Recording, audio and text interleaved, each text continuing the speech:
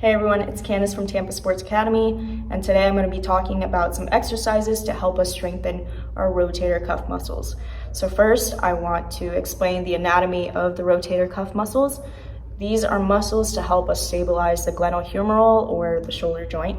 It consists of 4 different types of muscles that surround our joint, which are the supraspinatus, infraspinatus, the teres minor, and the subscapularis. These muscles are important because it helps us to stabilize the shoulder joint and to prevent any risk of injury, also to prevent any synergistic dominance of our agonist muscles in our shoulders.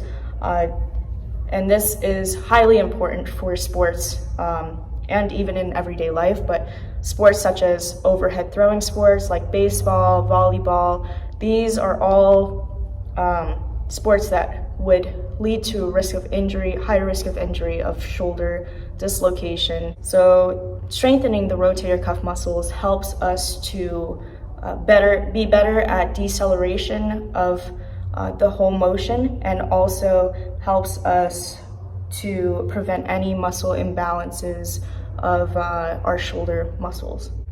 So today I'm going to show you all 3 different exercises, all with the band.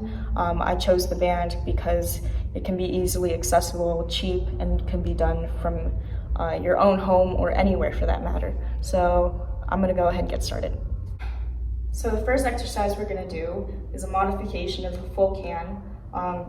We are going to be using a band instead. I'm going to be doing one side at a time. So full can is basically shoulder abduction and shoulder flexion at the same time. So we're going to put the band around our foot to make sure that we are stable, standing shoulder width apart or hip width apart, making sure everything is nice and tall. And all we're doing is grabbing the band, 4 fingers around the band, thumb should be pointing up, and we are flexing out to about shoulder height, making sure that we are keeping that tension for a brief moment at the top, and we want to avoid shrugging the shoulders at the top. So not this. This will ensure that we are targeting the supraspinatus and not our traps. The next exercise is the external rotation. So we want to have a door, something that will hold the band. We can wrap it around a handle or some other thing, just as long as we have this to be stable. We're going to walk away from the band, standing parallel to the band and holding it with the farthest arm. Our shoulder and our elbow are at 90 degrees, and all we're doing is externally rotating our arm out, making sure that we're holding it briefly outward and then back.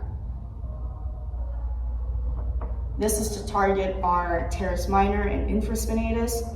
So again, right here, rotating out, everything else is nice and still, and we want to make sure that we are not flailing our arms out like this when we're doing it. So we want to make sure our elbows are tucked nice and tight to our side, and then rotating out. So for this next exercise, we are going to be doing an external rotation press. We are going to get into a half kneeling position, scooting back to make sure our arms are extended while also keeping the tension in the band. We want to make sure that the band is around shoulder height. And all we're doing is rolling back, rotating up to 90, and pressing up.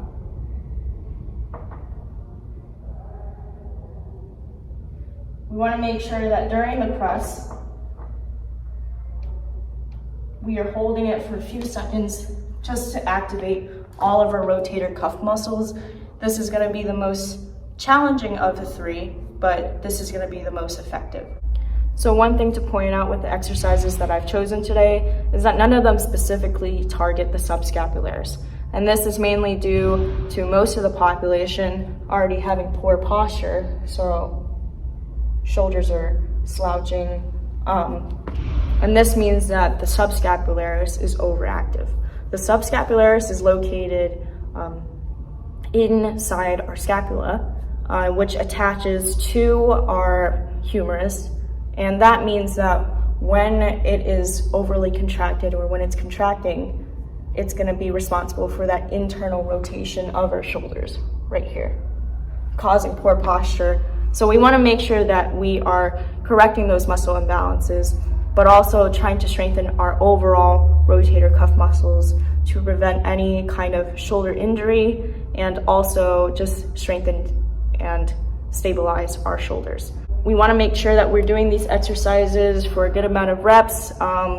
Since we're using a light resistance, we want to make sure that we are in a 12 to 15 range, maybe do 3 sets. If you need more, then add more. If you need less, add less. I hope you liked the video. Give it a thumbs up if you do. Please like, comment, and subscribe, and I'll see you all next time. Bye.